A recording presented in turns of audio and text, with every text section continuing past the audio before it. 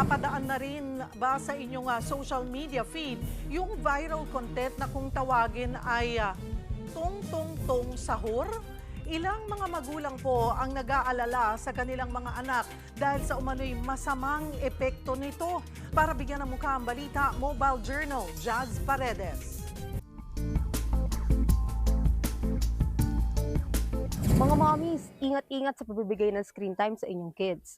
Baka hindi kid-friendly at nakaka-apekto na pala sa mga bagets. Sa isang deleted viral post ng isang mommy, ibinahagi niya na nagigising daw ang kanyang anak tuwing 3 a.m., nagwawala, natatakot at paulit-ulit na binabanggit ang tung-tung-tung sahur. Naalarma ang mga magulang dito. At isa si Mami Charlene sa nag-alala para sa 5 taong gulang na anak na si Aki.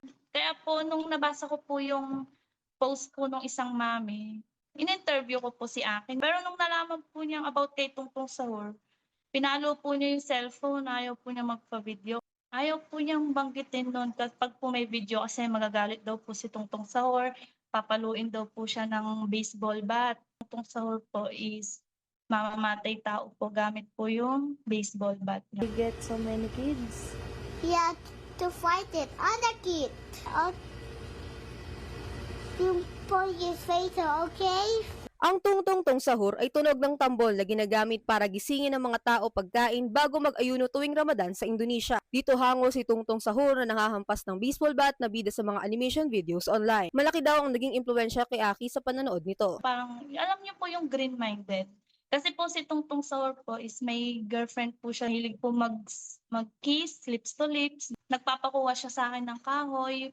Papalo pa, gusto daw po niyang paluin yung kuya niya. Po, hinawakan niya, yung pag po may nakakasalubong kami, talaga pong hinaampas niya yung puwet po nung nakakasalubong namin kahit di po niya kilala. Kaya po pala, nung time po na nagluluto po kami, pag may kutsilyo po, takot na takot po siya nun, talagang nanginginig po siya, umiiyak. Paliwanag ng eksperto, mabilis pang maniwala ang bata lalo na kung kinatatakutan din ito ng kanyang mga peers. Kasi there is a certain age para matuto sila ng what is right and wrong, what is realistic or not, and what is fantasy or kung halimbawa it's part ng imagination nila, or what if para sa kanila it's something that can happen. Ginagaya rin daw ng bata ang nakikita nito sa kanyang environment dahil paraan daw nila ito upang maglaro at matuto. Kung halimbawa na-expose na siya sa ganitong show, explain properly and be patient. We would like to replace then yung mga ganitong shows with some shows that are more wholesome, useful,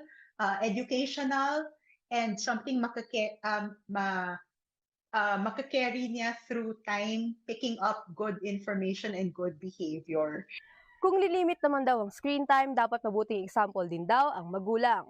Kung less screen time for the kids, dapat less din daw kay mommy at daddy. Mobile Journal, Jazz Paredes po. Hatid ang mukha ng balita.